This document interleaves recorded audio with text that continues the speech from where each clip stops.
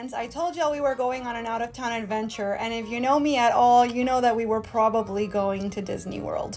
So we left super early on Monday morning, and we decided to hit up Hollywood Studios as our very first stop. We did a lot of walking on this day. We did not really plan ourselves out super well. And so we were kind of pinballing around from this end of the park to that end of the park. We did Muppets 3D. We did everything. I really think that we might have done every single ride in the park at least once. So in that way, at least it was a good use of our time there. But like I said, we did have to do a lot of walking back and forth to make that happen.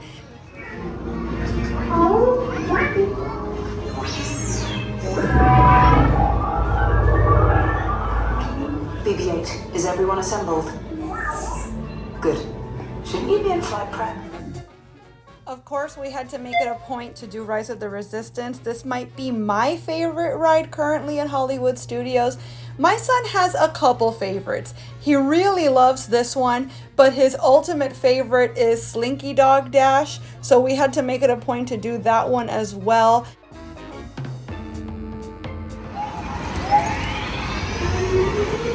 Here we go!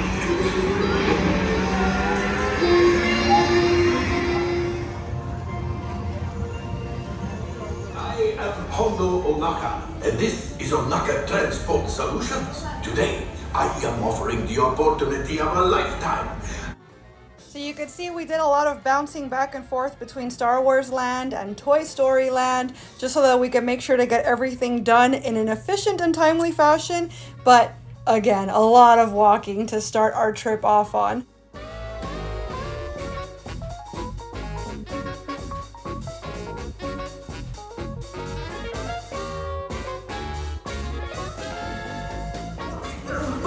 What could possibly go wrong? Oh no! I must have hit that track switch!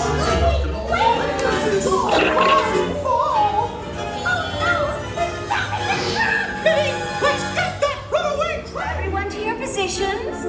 Ready, and 1, 2, 3. Of course, we ended our night at the Hollywood Tower Hotel. We did get to ride, or at least I got to ride twice because kiddo wanted to not ride this, so we did a child swap. But we had a blast. We got to watch a little bit of the nighttime finale here, and we went off to our hotel for the trip. We stayed at Coronado Springs for the first time, and while it is beautifully themed, you should not expect a whole lot of like Disney type whimsy here, because we learned that this is actually like the business class convention type resort. So while it is gorgeous, it's definitely not super cutesy. If you want to be fully immersed in the Disney World Mickey Mouse experience, this is probably not the place for you.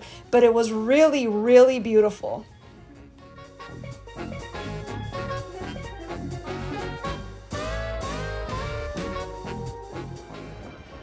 Day 2, we went to Epcot, and this might as well have been a brand new park for us.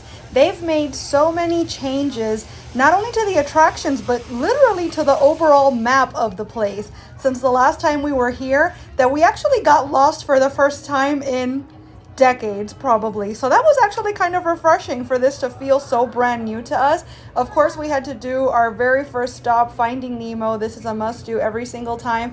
And what I learned on this trip is that my son has such an incredible memory that he actually knows when we're supposed to do each ride in relation to each other. So he knows that first we do Nemo, then we go to the land and we do Soarin'. It was just really funny to see. But we did have to stop and do this brand new experience first. They opened up Moana Journey into Water for the first time since we've been here anyways. And it was actually a really fun interactive walkthrough attraction. Then we made it back to France to ride the Remy ride for the first time, the Ratatouille ride.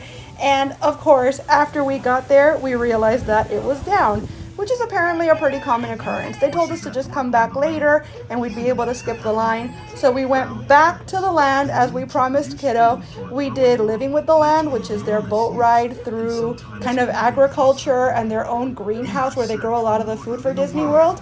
And then we had to do Soarin', obviously, because it's right there in the same pavilion and it is one of our favorites. Like the ones you see here are 3 of the more popular crops raised by fish farmers. The sustain staples is an important goal of research around the world. I know some people can take or leave Figment, but we are obsessed. I love Figment personally, and it's one of my son's favorite rides. So of course we had to do Figment. It always helps that it's like a nice and short line typically. So hold on, I'll stop talking so you can enjoy this.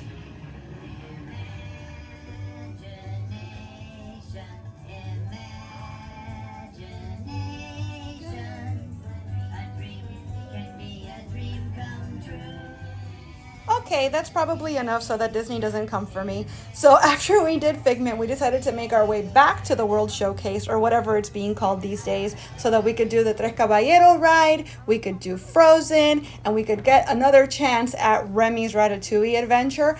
Luckily, when we got there, everything was working perfectly. Except, of course, we did get stuck on Remy. Because, of course, we did. The one thing that Remy is popular for is the fact that it's going to go down. Maybe it's before your time to ride, maybe it's during your time to ride. But Remy is going to stop multiple times a day. It's just how it is. It was a cute enough ride, and maybe the fact that we did get stuck on it kind of took us out of the immersion a bit. But I don't think it's worth the wait, to be honest. This, though, we did Guardians of the Galaxy for the first time. Super long line, had to get up at 7 to do the virtual queue, and even so, we waited, I think, like an hour. Most intense and best ride in the park. But I don't know if I'll do it again with Kiddo, because it was really, really intense. My mom almost fainted.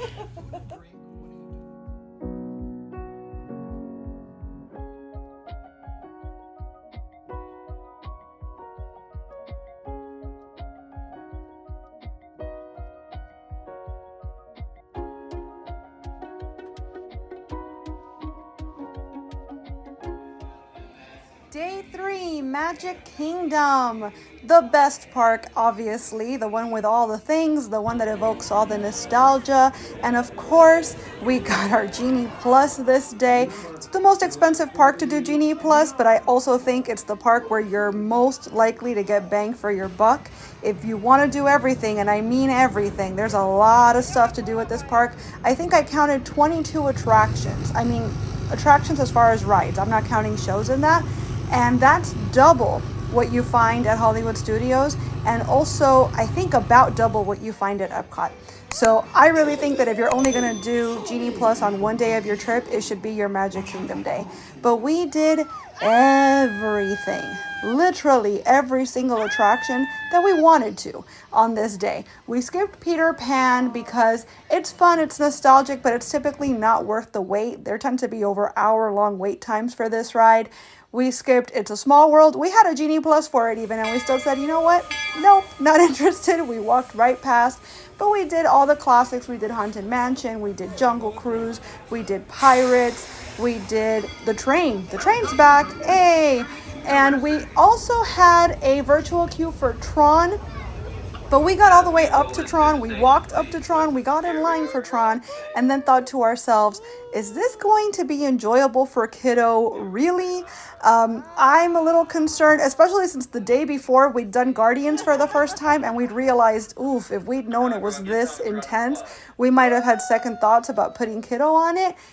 I don't know, I guess we were still a little bit shell-shocked, so we decided, you know what? Virtual queue be damned, let's just not, shall we? So we ended up not doing Tron, maybe next time. I would love ideally to do a pre-ride myself and see how it feels really, because videos can only prepare you so much, but it doesn't seem feasible until they start doing like a lightning lane situation that doesn't cost extra. So we'll see. We'll get to it eventually. But we had a fantastic time at the Magic Kingdom. We did so many things. We got stuck behind the 3 o'clock parade, so we had no choice but to watch that too. But that's fine. It gave us an opportunity to slow down and just enjoy the ambiance of the park. All in all, probably my favorite day of the whole trip.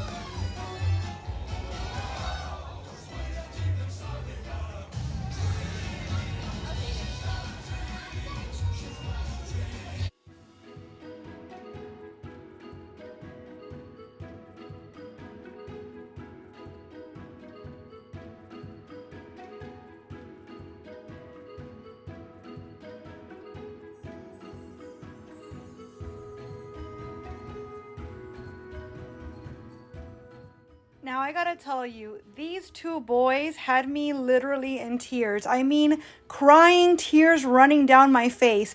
They were so excited every time a character would wave to them. I was legit crying. It was so beautiful. I mean, what can I say? Disney magic, right? But that might have been my favorite point of the whole day. I'm R5, your guide aboard this highway in the sky. The absolute best way to see things throughout Walt Disney World. Look, there's even a tiny people mover. I wonder if that means there's a tiny mover. Please keep forward-facing tentacles.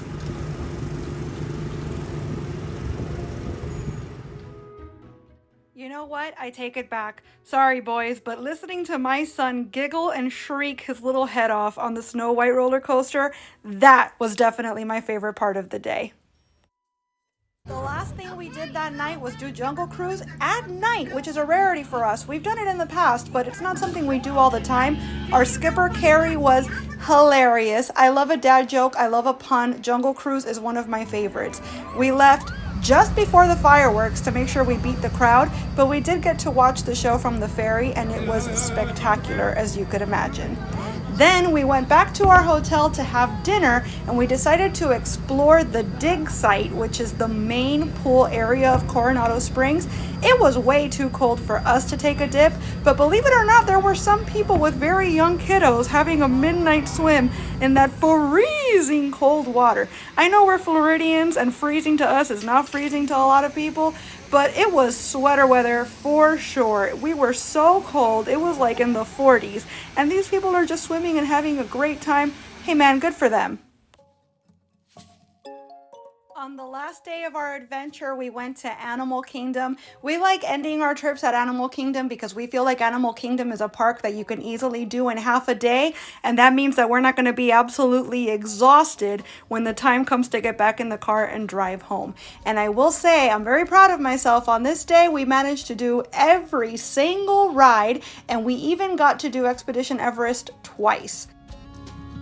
I'm also extra proud of my planning because I did not want to have to walk around too much on this day. Our feet were all beat. And also, this is a really, really large park. So having to run around from land to land, it's just too much for any person. Oh, take a little break to meet Pluto. Hey, check out my dinosaur sweater too. Very Miss Frizzle. I made it a point to do a lot of video and photos of the dinosaur area, Dino Land, because there's a lot of rumors swirling about that they're about to close down and retheme this entire area.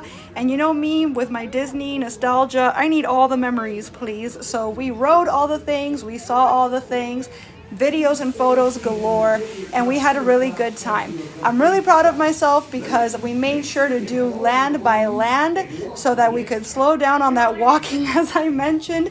So we did the 2 rides in Dino Land first, and very luckily for us, we got there early enough that they were both basically walk-on, both dinosaur and the Triceratops spin. And then from here, we went to Expedition Everest. We rode that for the first time. Loved it, of course. It's one of my son's favorites, one of my favorites too. This sandwich, by the way, my parents had it. It sounded so good, and I was so hyped to make it for the channel as one of my like copycat allergy friendly type things. They didn't love it, but the good news is that because they had it and they told me what was wrong with it, I can make it better now. So look forward to that recipe coming up on the channel soon. We of course did the safari, took a lot of great pictures, saw a lot of animals. I guess because it was a cooler day, they were up and about, really active, so we got to see tons of animals. We had a giraffe cross right in front of our truck. Then we had an ostrich cross right in front of our truck. It was a blast. We really had a lot of fun on this safari. Right across the water there, hiding in plain sight. Great view of them there. And they're also going to come up on the banks of the river at nighttime to graze for their food, and they're certainly not an animal you want to mess with up here on land every day. And folks, the huge ones on the ankle and cattle here to the right can reach 6 feet tip to tip. They are mainly hollow on the inside though. Blood does flow into and out of those horns to help cool down the body temperature of the cattle. Fancy word for that is thermoregulation. Not 1 but 2 baby zebras born out here just about 8 months ago on this very reserve. Aww.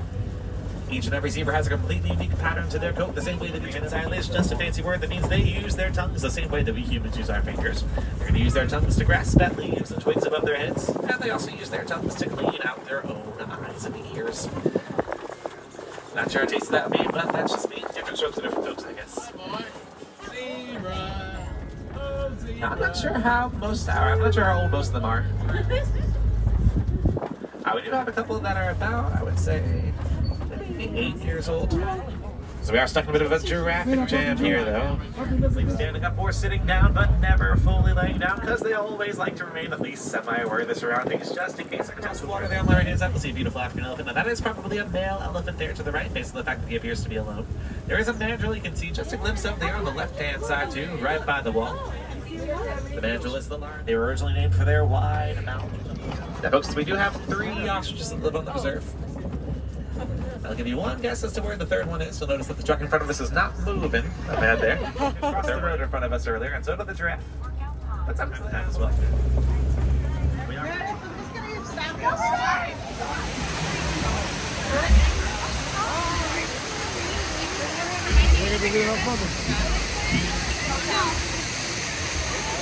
Of course, we had to do Pandora Land, so we did the Navi River journey. This is typically not worth the wait because it's very short and there's not a lot going on this ride, but it's pretty, it's colorful. If it's hot, it's a nice little escape for a couple of minutes, I guess. But basically, we were waiting for our Genie Plus time for our lightning lane to start for the flight of, what's it called? Avatar Flight of Passage, whatever. That is my son's favorite ride. It might be a toss-up these days between that one and Expedition Everest as far as his favorite ride at Animal Kingdom. But we were waiting for our time to do that, so we decided to do this. They do a little scan at the beginning of the ride. It's obviously just for show. They're not actually scanning you. But my son saw us on the screen like this, and he used his talker to say ghost. And I thought that was so cute because, oh my gosh, we're ghosts, right? We did this ride, fantastic, 10 out of 10 as always. We went back to do Expedition Everest one more time, and it was time for us to go. We had a fantastic trip, can't wait to go back. Had to do an Anal Kingdom picture just to say bye-bye. So I hope you guys enjoyed this video, and we'll see you real soon.